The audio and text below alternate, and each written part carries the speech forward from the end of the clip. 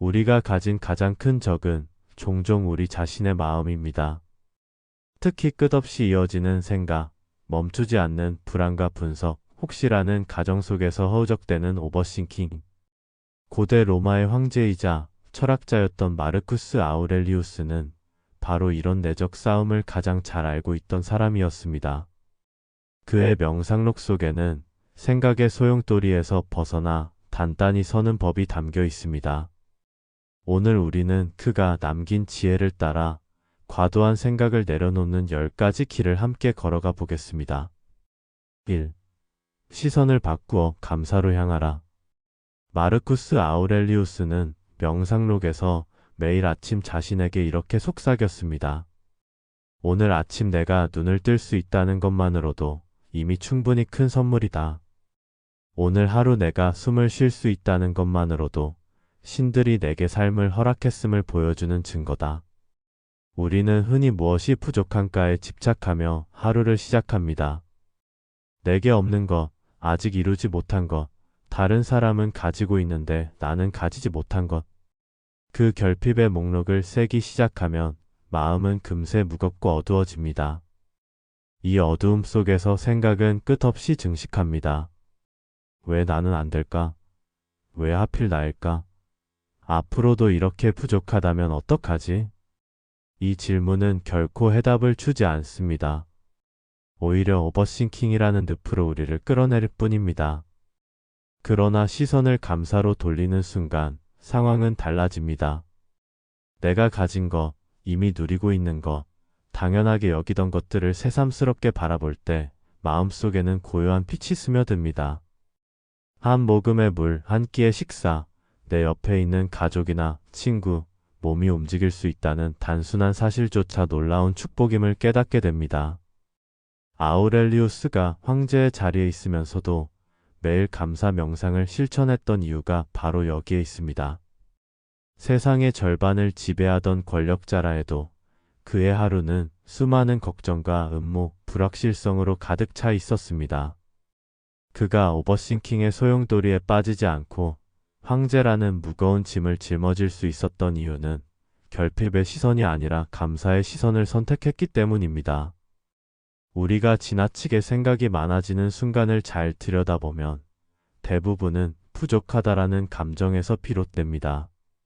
부족한 돈, 부족한 능력, 부족한 관계. 그러나 감사는 그 부족함을 바라보던 눈을 돌려 이미 충분하다라는 경험으로 우리를 이끕니다. 그리고 이 순간 과도한 생각은 뿌리를 잃고 사라집니다. 심리학에서도 비슷한 이야기를 합니다. 감사 일기를 쓰는 사람은 그렇지 않은 사람보다 불안과 우울이 낮고 삶의 만족도가 높다는 연구 결과가 있습니다. 이는 단순히 긍정적으로 생각하라는 자기 위안이 아닙니다. 뇌는 우리가 무엇에 주의를 두느냐에 따라 실제로 달라지기 때문입니다. 부족함을 세면 결핍이 커지고 감사를 세면 충만이 커집니다. 마르쿠스는 말했습니다. 내가 가진 것들을 세어보라. 그것들은 이미 기적이다. 이 기적을 보지 못하는 이유는 우리가 늘 없는 것만 바라보기 때문입니다. 오버싱킹은 미래를 향한 끝없는 불안, 과거를 향한 끝없는 후회에서 비롯됩니다. 그러나 감사는 현재를 붙잡습니다. 지금 이 순간 내 앞에 놓인 작은 것들에 눈을 돌리면 내 마음은 과거와 미래의 어둠 속에서 벗어나 현재라는 빛 속으로 걸어 나옵니다. 생각해 보십시오.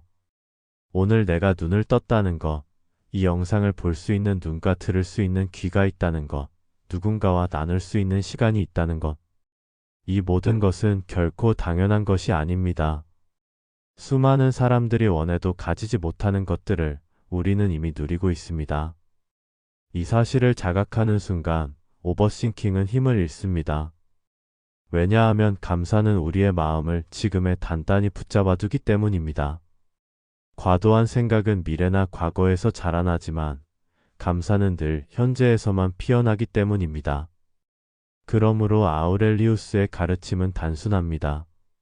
하루에 단 한 번이라도 내가 가진 것들을 세어보라.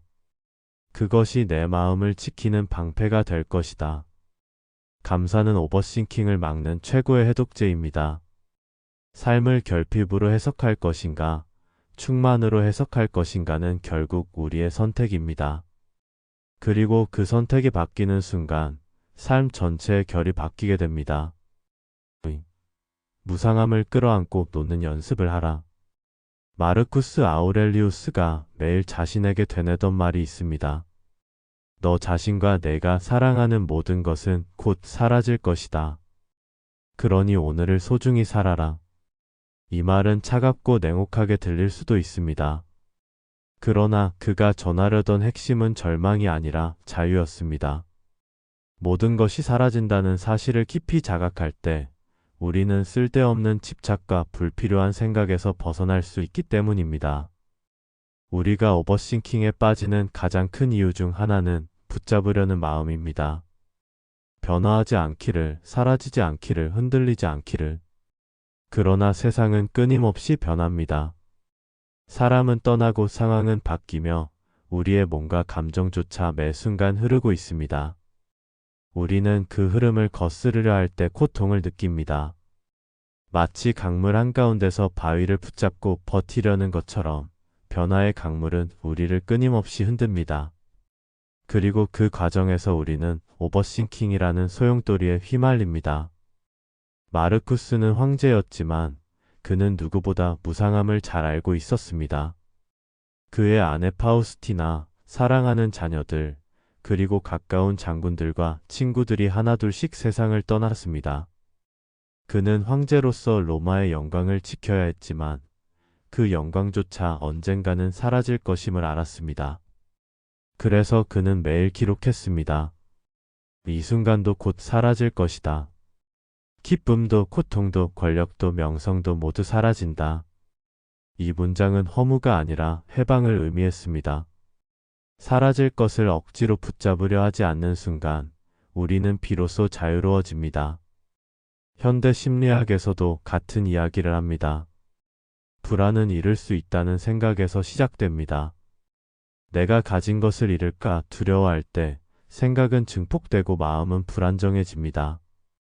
그러나 무상함을 받아들일 때 그 두려움은 크게 줄어듭니다.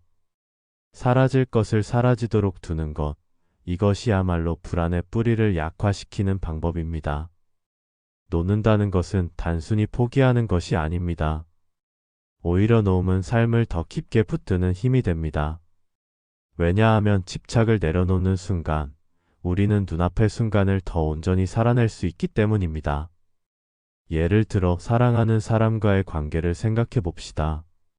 언젠가 헤어질 수 있다는 무상함을 받아들일 때 우리는 그 사람과 함께 있는 지금 이 순간을 더 소중히 여기게 됩니다. 내일을 장담하지 못한다는 것을 아는 사람만이 오늘의 대화와 미소를 깊이 간직할 수 있습니다. 마르쿠스는 무상함을 두려워하지 않았습니다. 그는 오히려 그것을 매일 묵상하며 자신을 단단하게 만들었습니다. 죽음은 내가 두려워해야 할 것이 아니다. 죽음은 자연의 일부이며 모든 것은 거기로 향한다.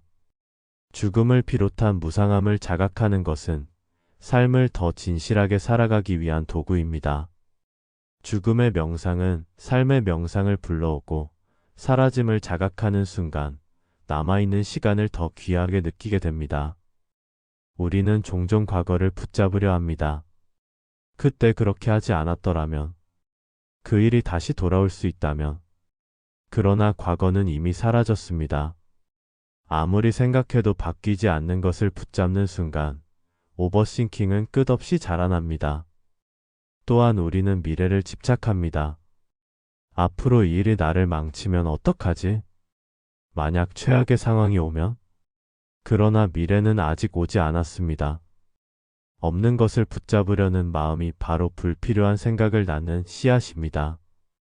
무상함을 끌어안는다는 것은 과거도 미래도 아닌 지금의 발을 디딘다는 뜻입니다. 사라질 것을 인정하는 순간 지금의 순간만이 확실하게 남습니다. 그래서 스토아 철학은 늘 현재의 뿌리를 내리는 것을 강조했습니다. 마르쿠스는 우리에게 묻습니다. 너에게 주어진 것은 오직 현재뿐인데 왜 없는 것에 매달려 스스로를 괴롭히는가? 놓는 연습은 하루아침에 되지 않습니다. 그러나 작은 습관으로 시작할 수 있습니다. 오늘 하루 단 한 번이라도 떠오르는 걱정을 놓아도 된다라고 속삭이는 것. 과거를 후회하는 순간 이미 흘러간 것이라 말해주는 것. 미래를 두려워할 때 아직 오지 않은 것이라 분별하는 것. 이 작은 연습이 반복되면 우리는 점점 더 큰 것을 놓을 수 있는 힘을 얻게 됩니다. 오버싱킹의 뿌리를 뽑는 방법은 단순합니다. 사라질 것을 억지로 붙잡지 않는 것. 무상함을 두려워하지 않고 오히려 그것을 삶의 일부로 받아들이는 것. 그때 비로소 우리는 결핍이 아니라 자유 속에서, 두려움이 아니라 평온 속에서 살아갈 수 있습니다. 마르쿠스 아우렐리우스의 가르침은 결국 이렇게 요약됩니다. 모든 것은 사라진다. 그러니 사라짐을 두려워하지 말고 지금을 살아라. 3. 결과가 아니라 노력에 집중하라. 우리가 오버싱킹에 빠지는 이유 중 하나는 늘 결과를 통제하려 하기 때문입니다. 시험 성적이 어떻게 나올지, 면접관이 나를 어떻게 평가할지, 내가 한 행동에 대해 사람들이 어떤 반응을 보일지. 이 모든 것은 우리의 손 안에 있는 것 같지만 사실은 그렇지 않습니다. 마르쿠스 아우렐리우스는 명상록에서 이렇게 썼습니다. 내가 통제할 수 있는 것은 오직 내 의지와 행동뿐이다. 결과는 운명에 속한다. 결과는 외부 요인에 의해 결정됩니다. 내가 최선을 다했다 해도 운이 따라주지 않을 수 있고 누군가의 시선이나 판단이 예기치 않게 흘러갈 수도 있습니다. 우리는 그것을 붙잡으려 애쓸수록 불안해지고 생각은 점점 깊어집니다. 노력에 집중한다는 것은 내가 할 수 있는 몫과 할 수 없는 몫을 구분하는 것입니다. 아우렐리우스는 매일 스스로에게 물었습니다. 이 일은 내 힘으로 할 수 있는가? 아니면 내 힘을 벗어난 것인가?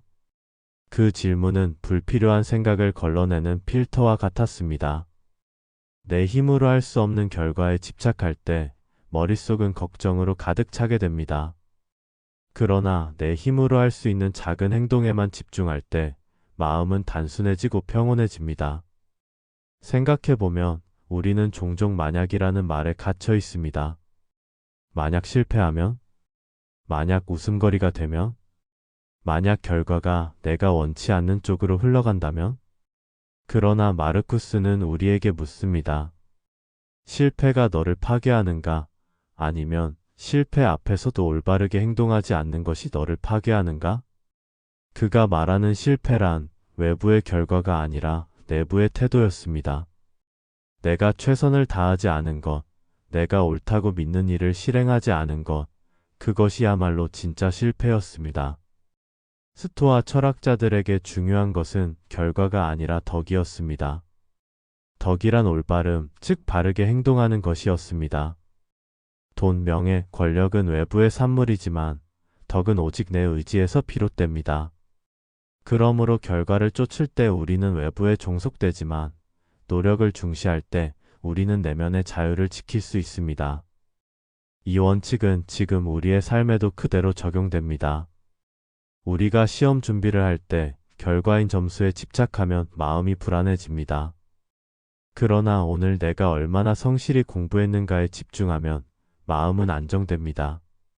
우리가 일을 할 때 승진이나 평가에만 매달리면 생각은 무겁습니다.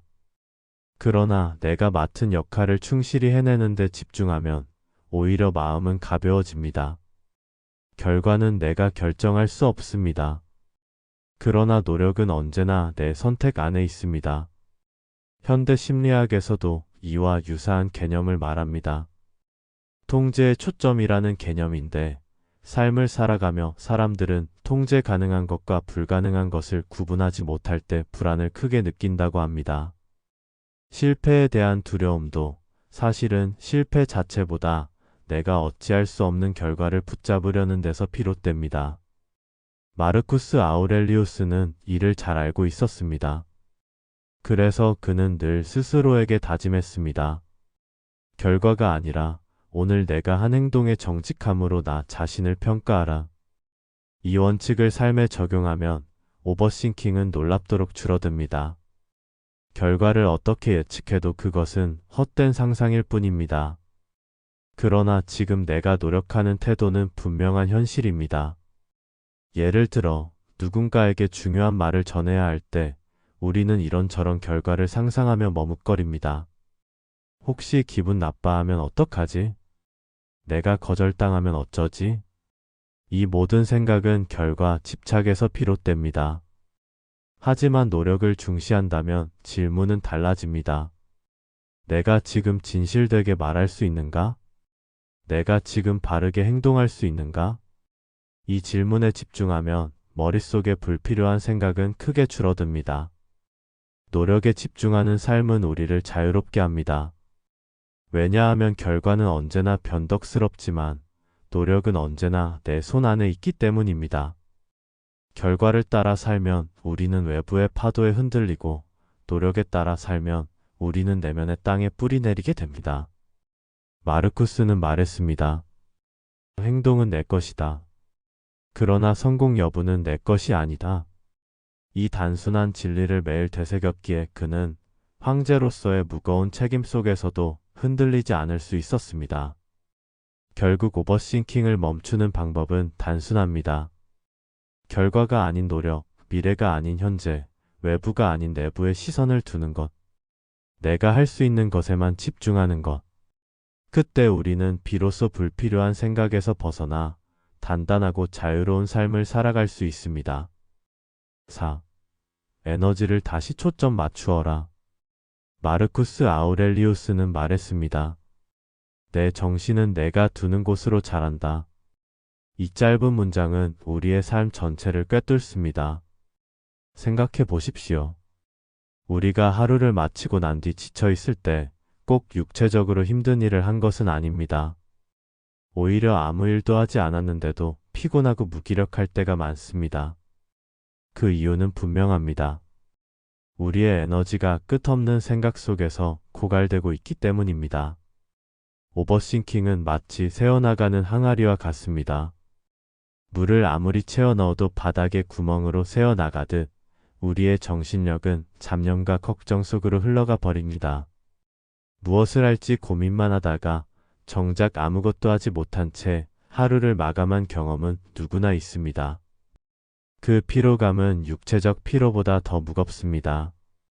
마르쿠스는 이를 누구보다 잘 알고 있었습니다.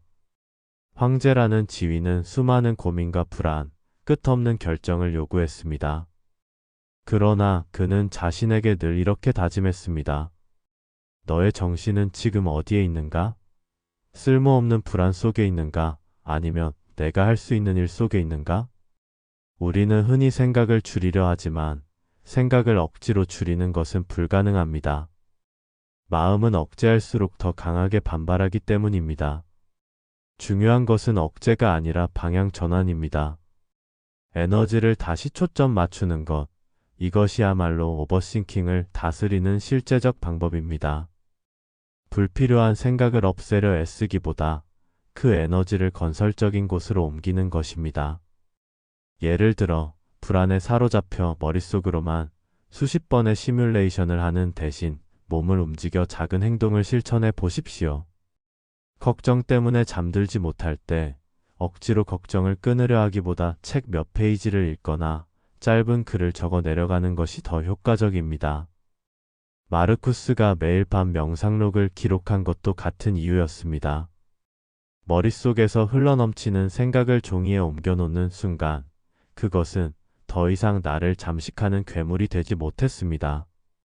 에너지를 초점 맞추는 가장 좋은 방법은 내가 지금 할 수 있는 한 가지 행동에 몰입하는 것입니다. 불확실한 결과를 상상하며 소모하는 대신 지금 당장 의미 있는 행위에 힘을 쓰는 것. 그것이 작은 산책이든 정리정돈이든 누군가에게 따뜻한 말을 전하는 것이든 상관없습니다. 스토아 철학자들은 말했습니다. 행동하지 않는 사색은 영혼을 무겁게 한다. 즉, 사색은 행동으로 이어질 때 힘을 갖고 그렇지 않으면 오히려 우리를 짓누릅니다. 또한 에너지를 초점 맞추는 것은 나의 선택권을 회복하는 일이기도 합니다.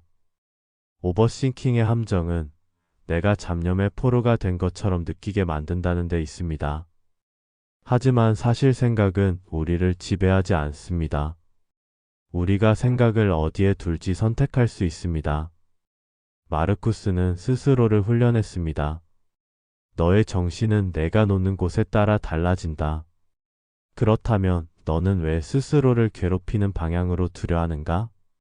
이 문장은 지금 우리에게도 강력한 질문이 됩니다. 나는 내 에너지를 어디에 두고 있는가?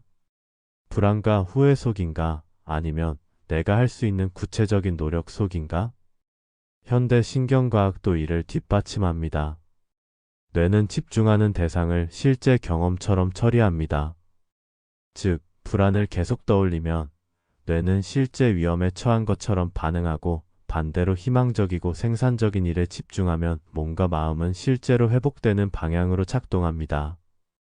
결국 우리가 생각을 어디에 두느냐가 우리 삶의 질을 결정합니다. 에너지를 다시 초점 맞추는 것은 단순하지만 강력한 실천입니다. 내가 바꿀 수 없는 일에 에너지를 쓰는 대신 내가 바꿀 수 있는 일에 집중하는 것. 내가 아직 일어나지 않은 미래에 에너지를 쓰는 대신 지금 내 앞에 있는 현재에 집중하는 것. 그 순간 불필요한 오버싱킹은 설 자리를 잃습니다. 마르쿠스 아우렐리우스는 말했습니다. 너의 마음은 내가 선택한 대상에 따라 변한다. 그러니 내 마음을 어지럽히는 것에 두지 말고 너를 고양시키는 것에 두라. 오늘 우리가 할 수 있는 선택은 단순합니다. 걱정의 방향으로 에너지를 흘려보낼 것인가? 아니면 의미 있는 행동으로 에너지를 돌릴 것인가? 이 작은 선택이 쌓여 우리의 하루를 만들고 결국 인생 전체를 만듭니다. 결론적으로 오버싱킹은 우리가 에너지를 흘려보낸 방향의 부산물일 뿐입니다. 그 에너지를 다시 초점 맞추는 순간 마음은 단순해지고 삶은 단단해집니다. 그리고 우리는 불필요한 생각이 아니라 진정한 삶을 살아갈 수 있게 됩니다. 오버싱킹을 외부의 적으로 바라보라. 우리는 종종 머릿속의 생각을 곧 나 자신으로 착각합니다. 내 안에서 일어나는 모든 목소리가 내 본심 같고 떠오르는 불안과 상상마저 내 존재의 일부라고 여깁니다. 그러나 마르쿠스 아우렐리우스는 우리에게 전혀 다른 시각을 제시합니다. 내 마음속을 스쳐 지나가는 생각들을 너 자신과 동일시하지 마라. 그것들은 내가 아니라 단지 지나가는 바람일 뿐이다. 이 말은 단순하지만 우리의 내면에 커다란 전환점을 가져다 줍니다. 우리가 오버싱킹을 자기 자신으로 여길 때 그것은 더 강력한 힘을 갖게 되지만 외부의 적으로 바라볼 때 그것은 통제 가능한 대상으로 바뀌기 때문입니다. 생각해 보십시오. 머릿속에서 떠오르는 잡념, 불안, 의심은 끊임없이 이어지는 소음과도 같습니다. 이 소음을 내 것이라 믿는 순간 우리는 그것에 휘둘리고 압도됩니다. 그러나 그것을 외부의 잡음으로 인식하는 순간 우리는 거리를 두고 바라볼 수 있습니다. 마치 창밖의 비바람을 바라보는 것과 같습니다. 비바람이 내 마음속에서 일어나면 삶은 무너지는 것처럼 느껴지지만 창밖의 현상으로 바라볼 때 우리는 그저 지나가는 날씨로 받아들입니다. 오버싱킹도 이와 같습니다. 아, 지금 내 마음속에 또 소음이 시작되었구나. 이렇게 관찰자로서 바라보는 순간 생각은 더 이상 나를 집어삼키지 못합니다. 마르쿠스는 전쟁터에서도 이 원칙을 실천했습니다. 그는 수많은 전투와 정치적 음모, 배신 속에서 매일 불안과 마주해야 했습니다. 그러나 그는 자신의 명상록에 이렇게 기록합니다. 그것은 단지 하나의 생각일 뿐이다. 너를 파괴하는 힘은 그 생각 자체가 아니라 내가 그것을 너의 본질로 받아들이는 순간이다. 그에게 있어 오버싱킹은 적군과 다르지 않았습니다. 적이 외부에 있든 내부에 있든 그것을 나와 다른 것으로 보는 시각이야말로 자신을 지키는 무기였습니다. 현대 심리학에서는 이를 인지적 거리두기라고 부릅니다. 생각을 곧 나 자신으로 동일시하지 않고 마치 머릿속을 떠다니는 구름처럼 바라보는 훈련입니다. 나는 실패자야라는 생각이 떠오를 때 나는 실패자야라는 생각을 하고 있구나라고 바라보는 것. 이렇게 관점을 바꾸는 순간 생각은 즉각적으로 힘을 잃습니다. 아우렐리우스가 말한 외부의 소음으로써 생각을 바라보라는 가르침은 오늘날 심리치료에서도 여전히 유효한 지혜인 셈입니다. 우리가 흔히 오버싱킹에 갇히는 이유는 떠오르는 생각에 즉각적으로 반응하기 때문입니다.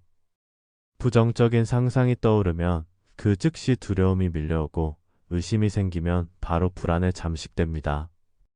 그러나 외부의 적으로 바라보는 순간 우리는 반응 대신 관찰을 선택할 수 있습니다. 지금 내 안에서 이런 소리가 들리고 있구나. 이렇게 인식하는 순간 나는 더 이상 생각의 노예가 아니라 생각의 주인이 됩니다. 마르쿠스는 이를 전쟁의 비유로 설명했습니다.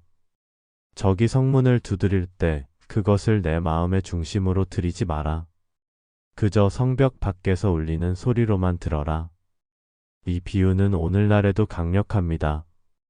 우리가 두려움이나 불안을 내면의 중심에 들이지 않고 성벽 밖에서 울리는 소음으로만 두는 순간 그것은 더 이상 우리를 지배할 수 없습니다. 또한 생각을 외부의 적으로 바라본다는 것은 스스로를 비난하지 않게 해줍니다. 우리는 종종 왜 나는 이렇게 생각이 많을까?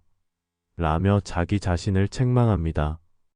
그러나 그것은 불필요한 자기 공격일 뿐입니다. 생각은 단순히 떠오르는 현상일 뿐, 그것이 곧 나의 본질은 아닙니다. 마르쿠스가 가르쳐준 이 분리의 시각은 자기 연민과 자비를 회복하는 데에도 중요한 역할을 합니다. 나는 잘못된 사람이 아니라 단지 많은 생각이 스쳐 지나가는 사람일 뿐이라는 인식. 이것만으로도 마음은 한결 가벼워집니다. 그렇다고 해서 오버싱킹을 무시하거나 억압하라는 뜻은 아닙니다. 외부의 적을 인식하듯이 그것을 바라보고 관찰하며 필요할 때 적절히 대응하는 것입니다. 생각을 전혀 하지 않는 것이 중요한 것이 아니라 생각이 나를 지배하지 못하게 하는 것이 핵심입니다. 마르쿠스는 이렇게 말합니다. 너를 괴롭히는 것은 사물 자체가 아니라 그것에 대한 내 해석이다. 오버싱킹을 외부의 적으로 바라보는 순간 해석은 바뀌고 그 힘은 약해집니다. 결국 이 원칙은 우리에게 선택권을 되돌려줍니다. 내 머릿속의 생각이 곧 나라는 착각에 빠질 것인가 아니면 그것을 나와 다른 존재로 바라볼 것인가. 이 선택이 삶의 질을 결정합니다. 오버싱킹을 나 자신으로 여기면 나는 그것과 싸울 힘이 없습니다. 그러나 그것을 외부의 적으로 바라보면 나는 관찰자이자 주체로 설 수 있습니다. 정리하자면 오버싱킹을 다스리는 길은 억지로 없애는 것이 아닙니다. 그것을 외부의 잡음, 외부의 적으로 바라보는 순간 우리는 그것과 거리를 둘 수 있고 자유로워질 수 있습니다. 마르쿠스 아우렐리우스의 지혜는 오늘도 우리에게 속삭입니다. 너는 내 생각이 아니다. 너는 내가 선택한 시선이다. 6. 걱정을 위한 시간을 따로 정하라. 오버싱킹의 가장 큰 특징은 그것이 하루 종일 우리를 붙잡아 둔다는 점입니다. 아침에 눈을 뜨자마자 시작된 걱정은 점심시간에도 이어지고 밤에 잠들 때까지 우리 마음을 괴롭힙니다. 생각은 쉴 틈을 주지 않고 계속해서 새로운 불안을 만들어내며 우리는 그 흐름 속에서 허우적거리게 됩니다. 마르쿠스 아우렐리우스는 이런 삶의 패턴을 잘 알고 있었습니다. 그래서 그는 모든 것에는 때가 있다 라는 원칙을 강조했습니다. 먹을 때가 있고 일할 때가 있고 쉴 때가 있듯이 걱정에도 시간을 정해줄 수 있다는 것입니다. 현대 심리학에서도 비슷한 방법을 제시합니다. 이를 걱정 시간 기법이라고 부릅니다. 걱정을 완전히 없애려 하기보다는 오히려 일정한 시간을 정해두고 그 시간에만 걱정하도록 허락하는 것입니다. 예를 들어 매일 저녁 8시부터 8시 20분까지는 오직 걱정을 하는 시간으로 정합니다. 그리고 낮에 걱정이 떠오르면 이렇게 스스로에게 말합니다. 좋아, 이건 지금 말고 저녁 8시에 걱정하기로 하자. 이 단순한 훈련은 놀라운 효과를 가져옵니다. 걱정이 내 삶 전체를 잠식하지 못하게 하고 일정한 경계를 만들어줍니다. 마르쿠스 역시 같은 지혜를 다른 방식으로 풀어냈습니다. 불안은 내가 불러들이지 않으면 너를 지배하지 못한다. 그것이 들어올 수 있는 문을 정하라. 그에게 걱정은 인간이라면 누구나 마주할 수밖에 없는 현상이었습니다. 문제는 걱정 자체가 아니라 그것을 무제한으로 허용하는 우리의 태도였습니다. 걱정이 마음속을 언제든 드나들게 두면 그 순간부터 삶의 주도권은 걱정에게 넘어갑니다. 하지만 시간을 정하고 경계를 두는 순간 걱정은 우리를 지배하지 못합니다. 이 원칙은 단순해 보이지만 실제로 우리의 내면을 크게 바꿔줍니다. 걱정이 떠오를 때마다 안 돼, 걱정하지 말아야 해라며 억지로 밀어내려 할수록 오히려 생각은 더 강하게 돌아옵니다. 그러나 좋아, 이 걱정은 저녁 8시에 하자라고 스스로와 약속하는 순간 걱정은 더 이상 지금 당장의 힘을 잃습니다. 우리는 걱정을 억제하는 것이 아니라 미루는 힘을 통해 그것과 거리를 두게 됩니다. 마르쿠스는 황제로서 수많은 걱정에 시달릴 수밖에 없었습니다. 전쟁, 정치적 음모, 전염병, 백성들의 불만. 이 모든 것은 그를 무너뜨릴 만큼 거대한 문제들이었습니다. 그가 만약 하루 종일 그 모든 것을 끌어안고 살았다면 아마도 그는 황제로서의 의무를 다하지 못했을 것입니다. 그러나 그는 스스로에게 경계를 두었습니다. 이 문제는 오늘 밤 기록하는 시간에만 다루겠다.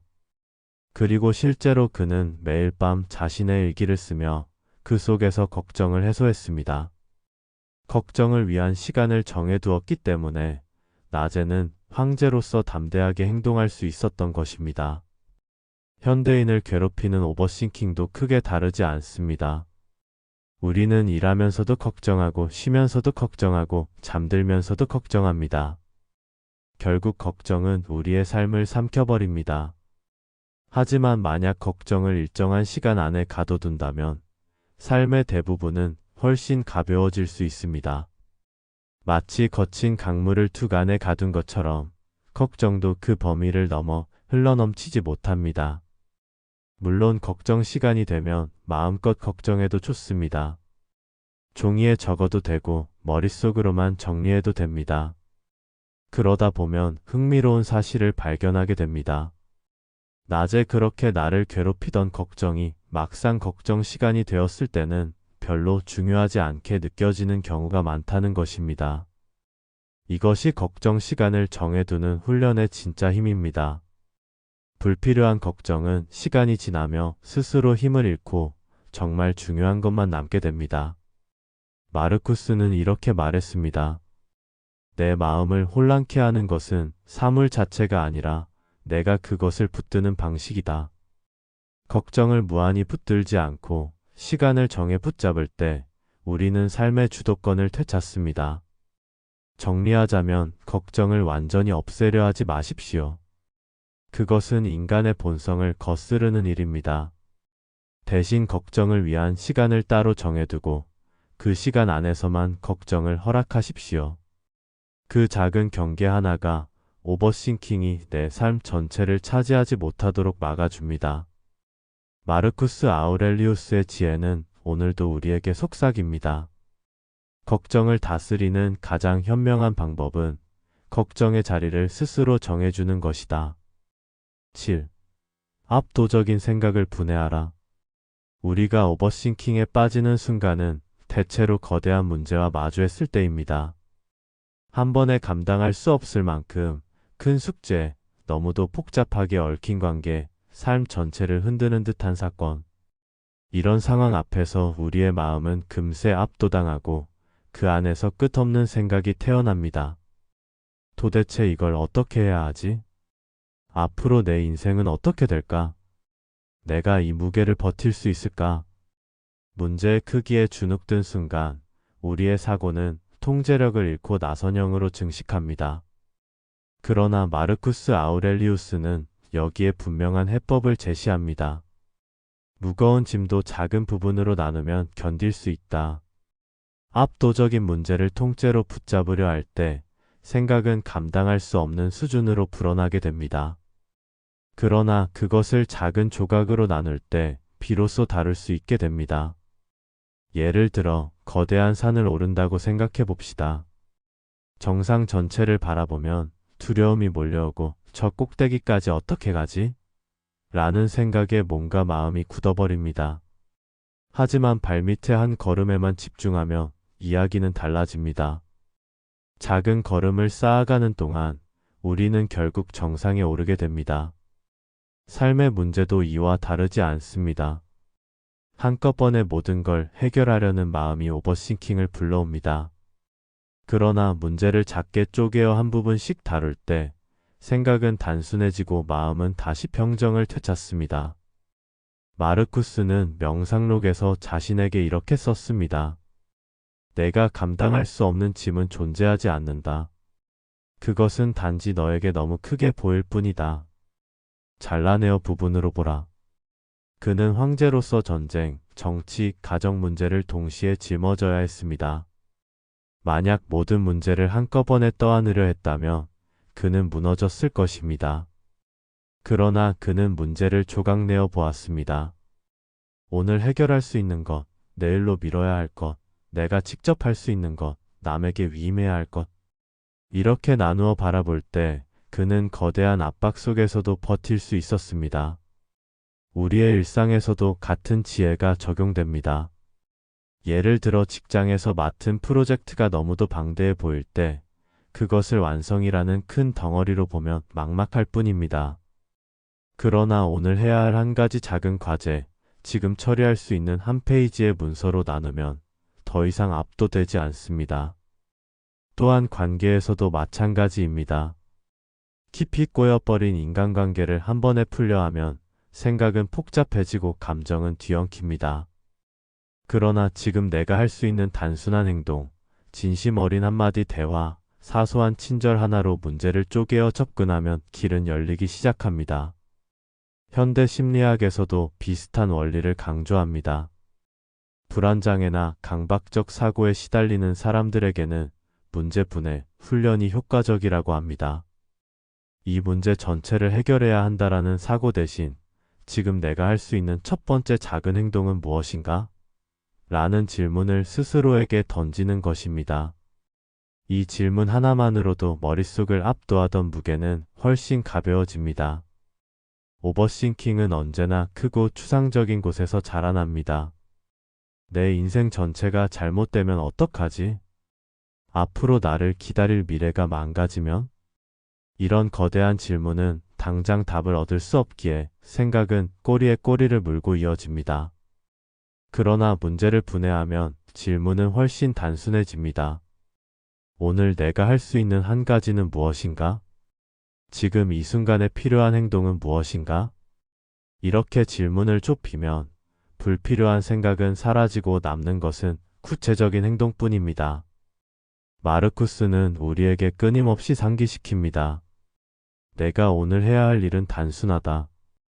아침에 눈을 떴다면 인간으로서 마땅히 할 일을 하라. 그것으로 충분하다. 즉, 그는 거대한 인생의 문제를 하나의 오늘로 나누었고, 오늘을 다시 한순간의 행위로 나누었습니다. 그 작은 분해의 지혜 덕분에 그는 황제의 무게를 감당할 수 있었습니다. 우리가 압도적인 문제 앞에서 무너지는 이유는 그것을 한꺼번에 붙잡으려 하기 때문입니다. 그러나 삶은 결코 한꺼번에 사는 것이 아닙니다. 삶은 언제나 작은 조각들의 연속입니다. 한 걸음, 한 호흡, 한 행동. 이 단순한 사실을 깊이 깨닫는 순간 우리는 거대한 문제에 휘둘리지 않고 다시 내 삶의 주인이 될 수 있습니다. 정리하자면 오버싱킹은 큰 문제를 너무 크게 바라볼 때 자라납니다. 그러나 그것을 작은 조각으로 나누면 문제는 다룰 수 있는 크기로 줄어듭니다. 그리고 우리는 압도당하지 않고 차분히 길을 걸어갈 수 있습니다. 마르쿠스 아우렐리우스의 가르침은 오늘도 우리에게 말합니다. 큰 짐도 작은 부분으로 나누면 견딜 수 있다. 그러니 내가 할 수 있는 오늘의 한 조각에만 집중하라. 8. 나 외부의 지혜를 찾아라. 오버싱킹의 가장 큰 특징은 그것이 우리를 내 안에 가두어 둔다는 것입니다. 머릿속에서 끝없이 이어지는 대화, 내가 나에게 던지는 수많은 질문들, 그리고 다시 그 질문에 스스로 대답하며 꼬리를 물어가는 사고. 이 과정은 마치 나 혼자 좁은 방 안에서 계속 벽과 부딪히는 것과도 같습니다. 아무리 부딪혀도 벽은 움직이지 않고 결국 상처만 남습니다. 마르쿠스 아우렐리우스는 이 사실을 잘 알고 있었습니다. 그는 명상록에서 자신에게 이렇게 말했습니다. 너는 혼자서 지혜를 발명할 필요가 없다. 이미 너보다 앞서 수많은 이들이 그 길을 걸어갔다. 외부의 지혜를 찾는다는 것은 내 좁은 방의 문을 열고 바깥의 공기를 들여오는 일입니다.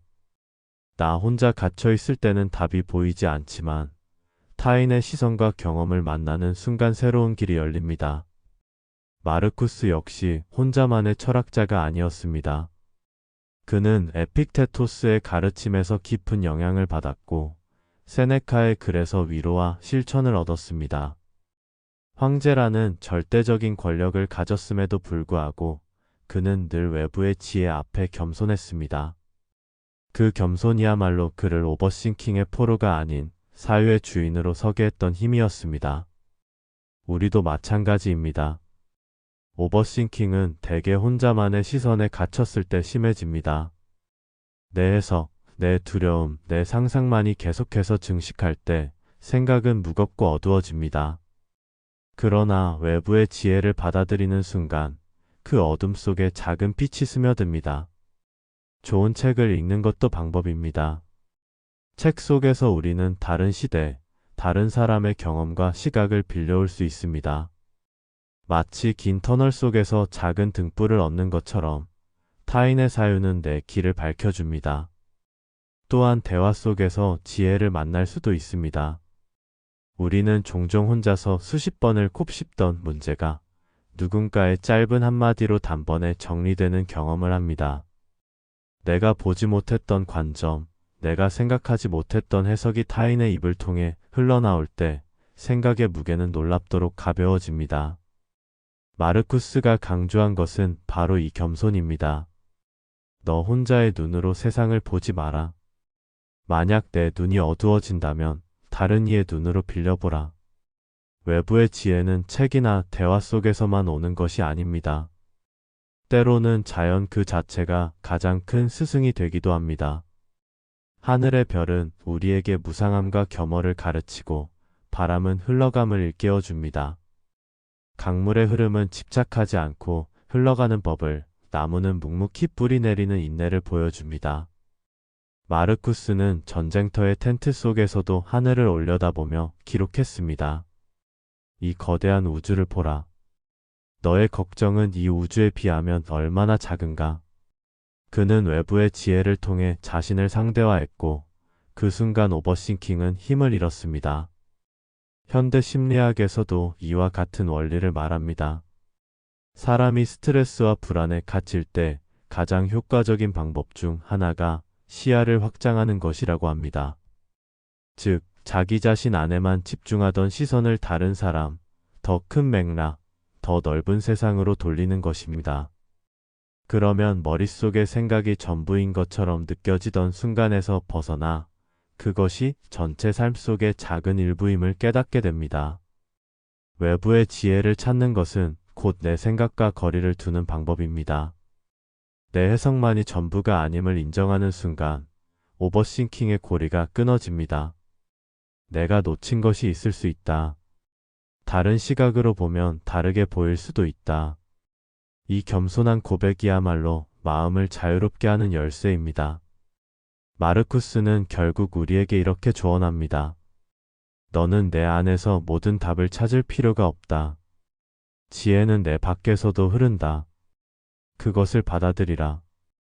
외부의 지혜는 우리를 가볍게 합니다. 책 속의 한 구절, 누군가의 따뜻한 조언, 자연의 고요한 울림. 그 모든 것이 내 머릿속의 무거운 생각을 정리해주고 삶을 다시 단순하게 만들어줍니다.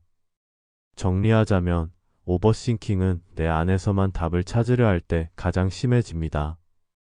그러나 외부의 지혜를 받아들이는 순간 우리는 더 넓은 길 위에 서게 됩니다. 그 길 위에서 내 걱정은 더 이상 전부가 아니며 단지 작은 파도에 불과하다는 사실을 깨닫게 됩니다.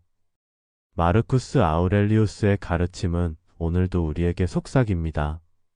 내가 혼자 갇혀 있을 필요는 없다. 세상은 이미 지혜로 가득 차 있다. 문을 열고 그것을 맞이하라. 9. 자발적으로 불편함을 연습하라. 오버싱킹은 대개 편안함에 지나치게 길들여진 마음에서 비롯됩니다. 안전하고 편안한 영역 안에만 머물려는 습관은 작은 불확실성에도 우리를 크게 흔들리게 만듭니다. 결국 사소한 문제조차 거대한 위기처럼 느껴지고 그 두려움이 머릿속에서 끝없는 생각으로 번져갑니다. 마르쿠스 아우렐리우스는 이런 인간의 심리를 꿰뚫고 있었습니다. 그는 명상록에서 이렇게 기록합니다.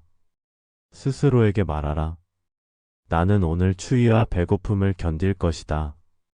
그것이 내게 해가 되지 않음을 알기에 그것은 나를 단련하는 도구일 뿐이다. 스토아 철학자들은 공통적으로 자발적 불편을 강조했습니다. 그것은 고통을 즐기기 위함이 아니라 고통을 두려워하지 않기 위함이었습니다. 불편을 의도적으로 경험해보는 순간 우리의 마음은 그것이 결코 파괴적이지 않다는 사실을 깨닫습니다. 그리고 그 깨달음은 불필요한 오버싱킹을 잠재웁니다. 예를 들어 차가운 물로 씻는 연습을 해보십시오. 처음에는 몸이 움츠러들고 나는 이걸 못 견딜 거야 라는 생각이 들지도 모릅니다. 그러나 몇 초만 지나면 몸과 마음은 놀랍도록 빠르게 적응합니다. 그 경험은 우리에게 이렇게 말해줍니다. 내가 두려워하던 것은 생각만큼 무섭지 않았다. 이 작은 훈련 하나만으로도 일상의 불안은 크게 줄어듭니다. 머릿속에서 수없이 상상하며 두려워하던 것이 실제로는 견딜 만한 것이었음을 깨닫기 때문입니다. 마르쿠스는 황제로서 호화로운 삶을 누릴 수 있었습니다. 그러나 그는 일부러 검소한 음식을 먹고 거친 환경 속에서도 자신을 단련했습니다. 그 이유는 단순했습니다. 편안함에만 길들여진 자는 작은 불편에도 무너진다. 그는 이를 누구보다 두려워했습니다. 왜냐하면 황제라는 자리는 언제든 예기치 못한 고난과 맞닥뜨려야 하는 자리였기 때문입니다. 자발적 불편을 연습한다는 것은 내 마음의 근육을 키우는 일과도 같습니다. 육체의 근육이 무게를 들어 올릴 때 강해지듯 마음도 불편함을 감내할 때 단단해집니다. 그 단단함은 곧 오버싱킹을 줄여줍니다. 왜냐하면 불편을 경험한 사람은 불편을 두려워하지 않기 때문입니다. 현대사회는 편리함으로 가득 차 있습니다. 스위치 하나로 불이 켜지고 손가락 몇 번만 움직이면 음식을 주문할 수 있습니다. 그러나 이런 편리함 속에서 우리의 마음은 점점 더 약해지고 있습니다. 작은 변화에도 크게 당황하고 작은 불편에도 끝없는 걱정을 키워냅니다. 스토아 철학자들은 이미 2000년 전 이 점을 간파했습니다. 그래서 그들은 의도적으로 불편을 연습했습니다. 낡은 옷을 입고 거리를 걸으며 차갑고 검소한 음식을 먹으며 가난을 상상하며 죽음을 묵상했습니다. 이 모든 훈련은 단 하나의 목적을 가지고 있었습니다. 불편을 두려워하지 않음으로써 오버싱킹에 지배당하지 않는 것. 현대 심리학에서도 비슷한 개념이 있습니다. 노출 훈련이라 불리는 기법은 사람들이 불안과 두려움에 휘둘리지 않도록 돕는 방법입니다. 작은 불편을 반복적으로 경험하게 하여 그것이 실제로는 견딜 수 있는 것임을 깨닫게 하는 것이죠. 이 과정에서 두려움은 점점 힘을 잃습니다. 마르쿠스가 말한 자발적 불편 연습은 바로 이와 같은 맥락이었습니다. 그는 매일 마음을 단련하며 불확실성과 고난에 스스로를 대비시켰습니다. 우리의 삶에서도 이 원칙을 적용할 수 있습니다. 엘리베이터 대신 계단을 오르기, 차가운 물로 세수하기, 잠시 스마트폰을 꺼두고 불편한 침묵과 마주하기. 이런 작은 불편은 마음의 근육을 키우는 훈련이 됩니다.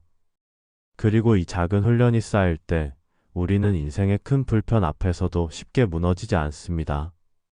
마르쿠스는 말했습니다.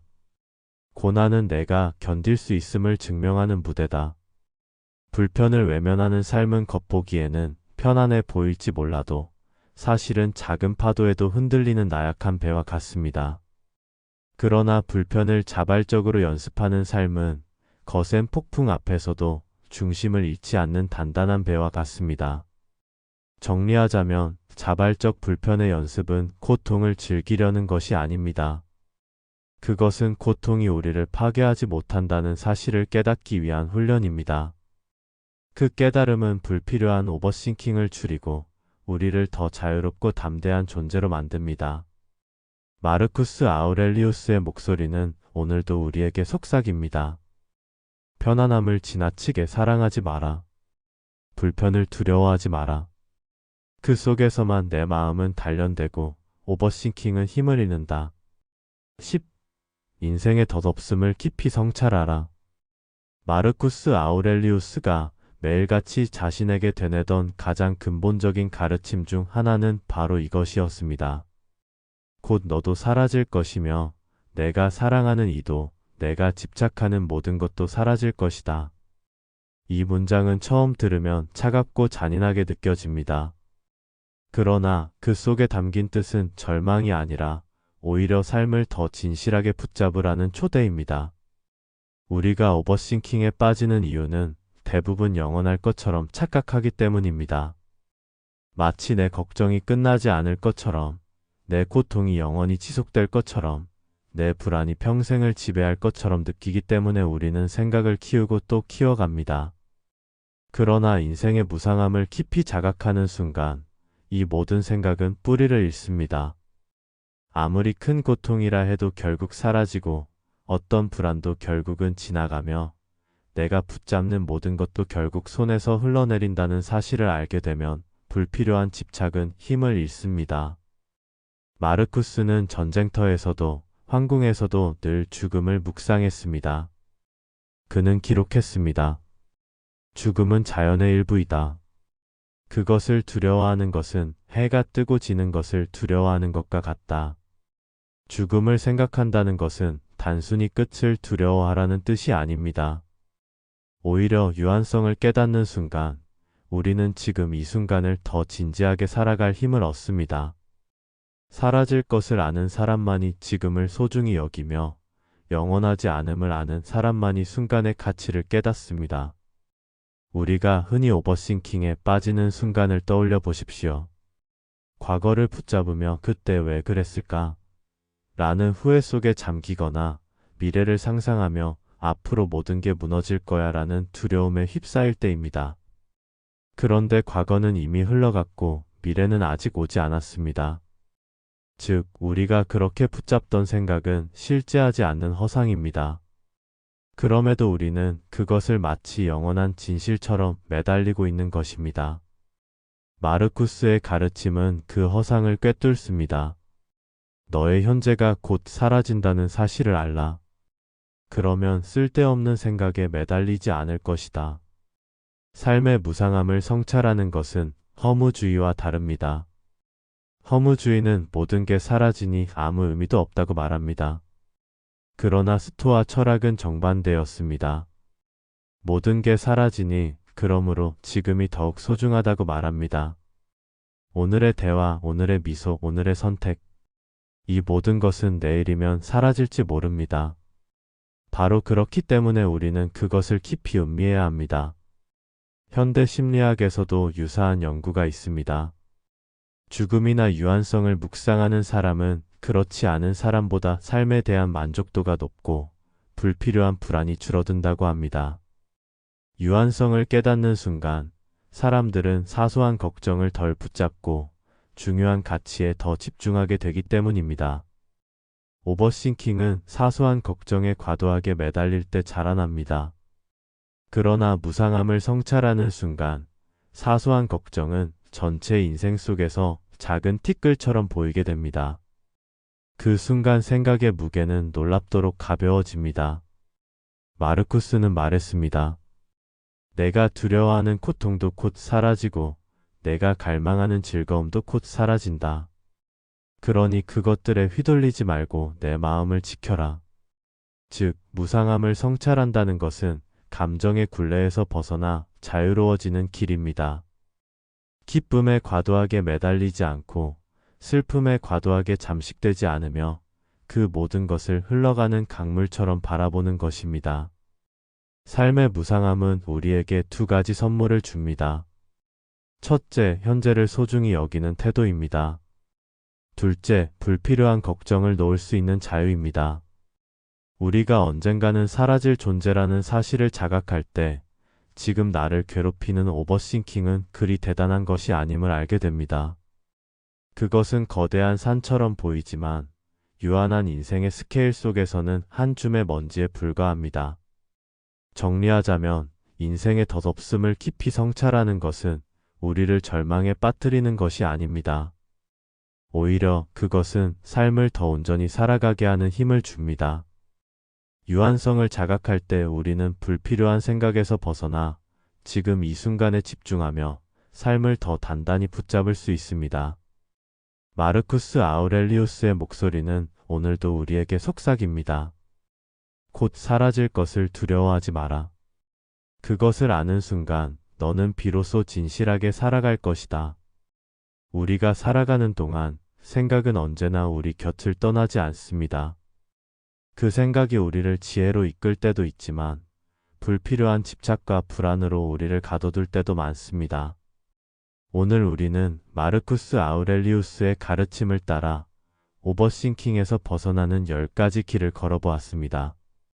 감사로 시선을 돌리고 무상함을 끌어안으며 결과가 아닌 노력에 집중하고 에너지를 다시 초점 맞추며 생각을 외부의 소음으로 바라보고 걱정을 위한 시간을 정하며 문제를 작은 조각으로 나누고 외부의 지혜를 빌리고 자발적 불편을 통해 마음을 단련하며 인생의 덧없음을 깊이 성찰하는 것.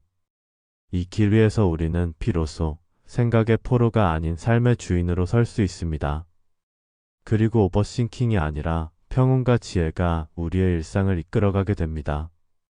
만약 오늘의 영상이 당신의 마음을 조금이라도 가볍게 했다면 앞으로도 함께 걸어갈 수 있도록 구독과 좋아요로 마음을 나눠주세요. 당신의 그 선택이 이 채널을 이어가게 하는 힘이 됩니다. 고요한 기록은 늘 당신의 삶을 단단하게 지켜줄 지혜를 찾아오겠습니다.